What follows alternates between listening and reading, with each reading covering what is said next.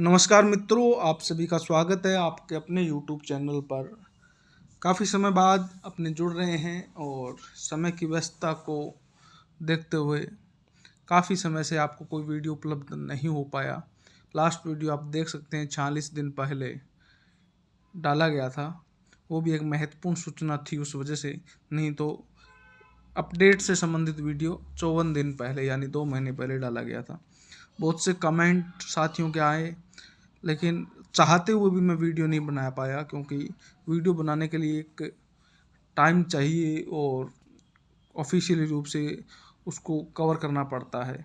इसलिए बहुत से कमेंटों के जवाब उसी टाइम चाहिए थे, इसलिए मैंने रिप्लाई के माध्यम से बिना वीडियो बनाए उन कमेंटों के जवाब दिए और हो सकते हैं कुछ रह भी गए हूँ, तो क्षमा चाहूँगा।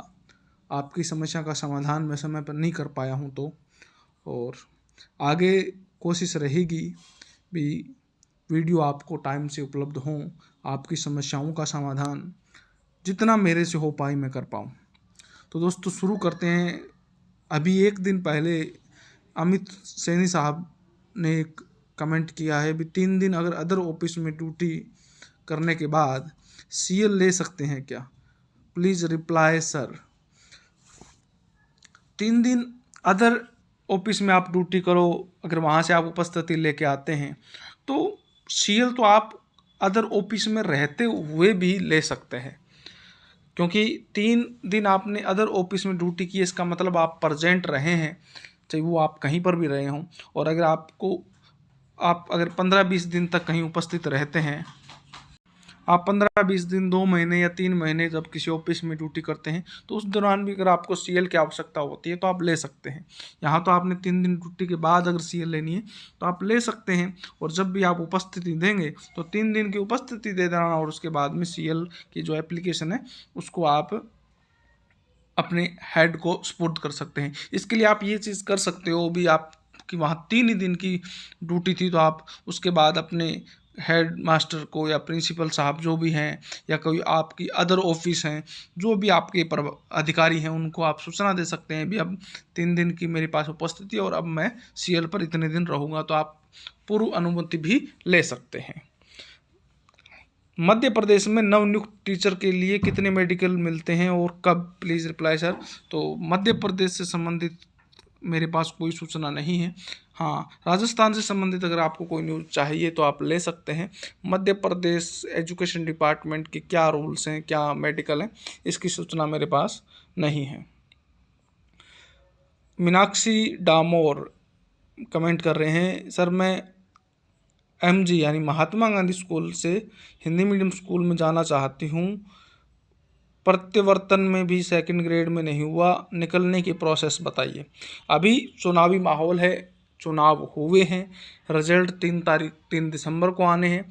उसके बाद महात्मा गांधी विद्यालय में क्या प्रोसेस रहेगा, उसकी जो गाइडलाइन आएगी उसी से पता चलेगा। अभी कोई रास्ता नहीं है वहाँ से निकलने का। हाँ, इससे संबंधित कोई न्यूज़ हुई तो हम टेलीग्राम पर डाल देंगे। जो भी साथी तत्कालीन अपनी समस्याओं का समाधान चाहते हैं, क्योंकि यूट्यूब एक बड़ा प्लेटफॉर्म है और यहाँ पर सभी के जवाब देना और समय समय पर उसके नोटिफिकेशन देखना संभव नहीं हो पाता है, तो आप S P Chauhan official Telegram channel को भी ज्वाइन कर सकते हैं। आपको उसका लिंक यूट्यूब के अबाउट सेक्शन में जाके मिल जाएगा। वहाँ पर हमारे फेसबुक पेज का भी लिंक आपको मिल जाएगा, ट्विटर का भी लिंक मिल जाएगा। तो इन सभी सोशल मीडिया प्लेटफॉर्म्स को आप ज्वाइन कर सकते हैं। यूट्यूब का जो हमारा चैनल है उस पर क्लिक कीजिए और ऊपरी तरफ स्क्रॉल करते हुए आप अबाउट सेक्शन को चेक करें, वहाँ पर हमारे ये लिंक आपको उपलब्ध हो जाएंगे।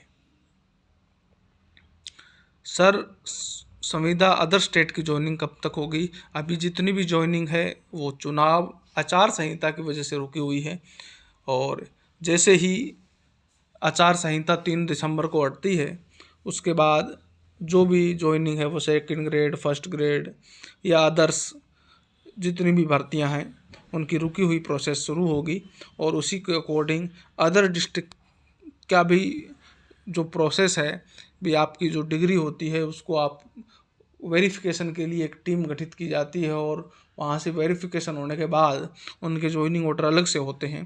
तो वेरिफिकेशन का काम शायद हो गया है, और अगर नहीं हुआ है तो आचार संहिता के बाद हो जाएगा और उसके बाद आपके ज्वाइनिंग ऑर्डर हो जाएंगे।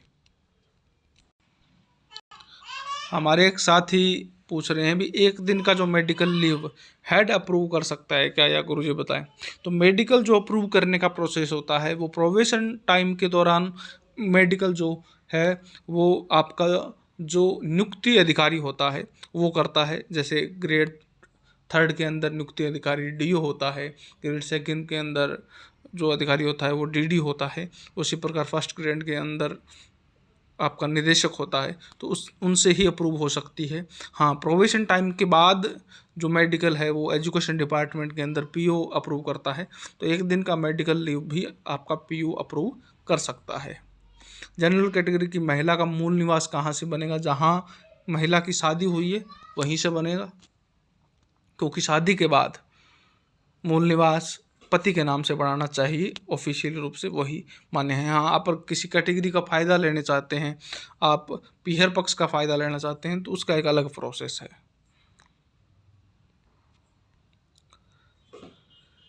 प्रोबेशन पीरियड में दिवाली बोनस क्यों नहीं मिलता, गिफ्ट तो सभी कर्मचारियों को मिलना चाहिए। बिल्कुल मिलना चाहिए, आपका प्रोबेशन पीरियड के अंदर सैलरी भी पूरी मिलनी चाहिए, लेकिन ये जो नियम है वो पहले के बने हुए हैं, उनको कोर्ट में चुनौती भी दी गई है, लेकिन अभी तक इसका समाधान नहीं हुआ। हाई कोर्ट ने पूरी सैलरी के भी ऑर्डर कर रखे हैं, सुप्रीम कोर्ट से भी ये केस चल रहा है और फाइनल भी हो चुका है लगभग, लेकिन फिर भी गवर्नमेंट अपने हिसाब से काम करती है। राजस्थान में तो अभी ये नियम तो लागू है, पंजाब में तो पहले पूरी सैलरी दी जाती थी, लेकिन अब वापस 3 साल के प्रोबेशन का रूल बना दिया गया है। और रही बात बोनस की, तो बोनस आपको एक पूरे साल वर्क करने के एवज में दिया जाता है, जबकि वर्क तो आप प्रोबेशन टाइम में भी कर रहे हैं, लेकिन उस वर्क को इस रूल में नहीं माना जा रहा है। इस वजह से आपको पिछले ईयर में आपने किस अकॉर्डिंग वर्क किया है उसके एवज में ये बोनस दिया जाता है प्रोबेशन टाइम के बाद। अमाउंट कितना मिलेगा बोनस के बारे में बात हो रही है, तो ये तो बहुत पुराने मैसेज हैं, लेकिन मैं बता देता हूँ कि बोनस जो होता है वो सभी टीचर्स को सेम मिलता है। L12 से नीचे वाला अधिकारियों को या कर्मचारियों को बात कर लें अपने। हाँ, अगर आपने सर्विस पूरे साल नहीं की है तो आपका बोनस कम मिलेगा, नहीं तो मिलता है, वो सभी टीचर्स को सेम मिलता है।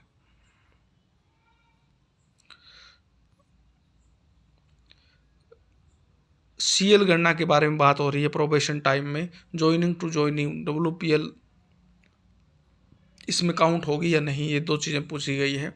तो प्रोबेशन टाइम में जो सीएल है वो आपकी ज्वाइनिंग से ज्वाइनिंग डेट काउंट होती है और वही ऑनलाइन फॉर्म में भरी जाती है। यानी अगर आपका ज्वाइनिंग या लो 15 नवंबर को हुआ है तो अगले 15 नवंबर तक आप 15 सीएल ले सकते हैं, और उससे अगले 15 नवंबर से उससे अगले 15 नवंबर तक आप 15 सीएल और ले सकते हैं। WPL जो है वो इससे अलग अवकाश है।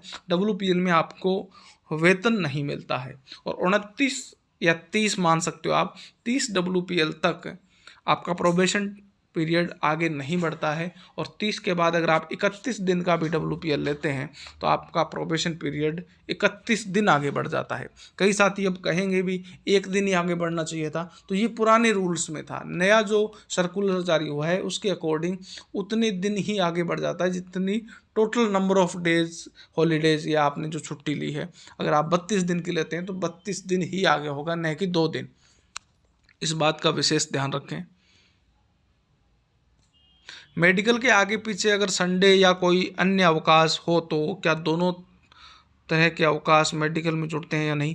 बिल्कुल नहीं जुड़ते। अगर आपका सिकनेस रोग प्रमाण पत्र संडे के अगले दिन यानी सोमवार का सुबह का है और आप फिटनेस शनिवार को शाम को बना के पीओ को या आपके जो भी नियुक्ति अधिकारी हैं या आपका जो भी हेड है उसको भेज देते हैं, तो संडे दोनों तरफ से भी काउंट नहीं होंगे। हाँ, पीएल और मेडिकल के अंदर बीच में आने वाले जो अवकाश हैं वो ऐड होते हैं, सीएल में वो ऐड नहीं होते हैं।